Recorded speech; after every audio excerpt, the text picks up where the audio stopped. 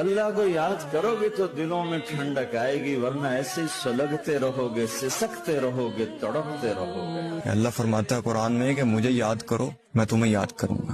آپ یاد نہیں کرتے اللہ، پھر کہتے ہیں کہ میرے ساتھ یہ ہو رہا ہے، میرے ساتھ وہ ہو رہا ہے، میرے مسئلے نہیں حل ہو رہے۔ جب بندہ ٹوٹا ہو نا تو پھر اللہ زیادہ یاد آتا ہے۔ And Allah subhanahu wa ta'ala says, indeed the true believers, they find the comfort of the heart in the remembrance of Allah, for indeed it is only the remembrance of Allah that will comfort the heart. It will mend the broken heart. It will heal your broken heart. اور نماز دراصل اللہ کی یاد ہے۔